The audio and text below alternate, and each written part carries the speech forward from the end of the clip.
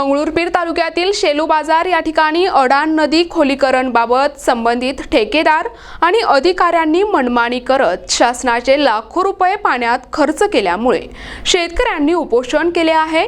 यावेळी शेलू बाजार, तरहाळा, पारदीताड, इचानागी, तपोवन येथील अडाण नदीच्या काठावर असलेल्या सर्व शेतकऱ्यांनी साखळी बंधाऱ्याच्या माध्यमातून आणि नदी खोलीकरण करण्यासाठी निधी मान्यता आणि कामे मंजूर करून घेतली आहेत। परंतु ही कामे करताना कुठल्याही प्रकारच्या शेतकऱ्यांना विश्वासात न घेता संबंधित ठेकेदार आणि अधिकाऱ्यांनी मनमानी केल्यामुळे शेतकऱ्यांचा फायदा कमी आणि नुकसान जास्त झाले आहे। तसेच अपेक्षेप्रमाणे काम न झाल्यामुळे या कामाची शासनाकडे तक्रार करून चौकशी देखील करण्यात आली। या प्रकरणी संबंधित विभागाचे अधिकारी त्यांच्या सोबत बोलून त्यांना निवेदन देऊन देखील प्रत्यक्षात नदी आणि कामाची पाहणी केली नाही। नदीचे खोलीकरण करणे, बंधारे बांधकाम, कायमस्वरूपी पाणी उपलब्ध व्हावे अशा मागण्या देखील केल्या होत्या, परंतु संबंधित अधिकाऱ्यांनी याकडे दुर्लक्ष केले असल्याचे चित्र पाहायला मिळाले आहे। तर शेतकऱ्यांनी वेळोवेळी मागण्या देखील केल्या, परंतु जलदूत म्हणून परिचित असलेले रमेश गुणवंत देवळे नागे आणि सहकारी यांनी शासनाचे लक्ष वेधण्यासाठी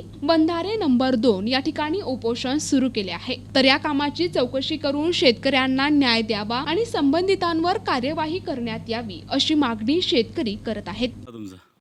मी अनिल बळीराम राऊत नागी येथील रहिवासी असून या नदीवरील एक लाभधारक शेतकरी आहे।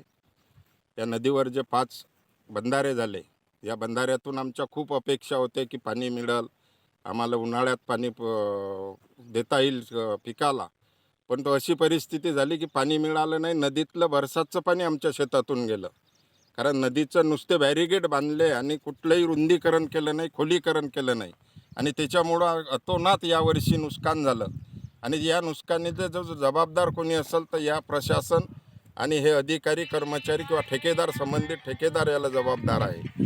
आणि त्याच्यामुळं आज जे आमचं मागणी आहे की या नदीचं खोलीकरण व्हावं, रुंदीकरण व्हावं, आणि या बॅरिगेटमध्ये एक प्रकारचे जे गेट बसवले ते आजच म्हणजे बसवायच्या पूर्वी सडलेले आहेत। तुम्ही पाहू शकता ते गेट बाजूलेच आहेत की ज्यात बसवले सुद्धा नाही त्यांनी, की ते आजच खराब झालेले आहेत।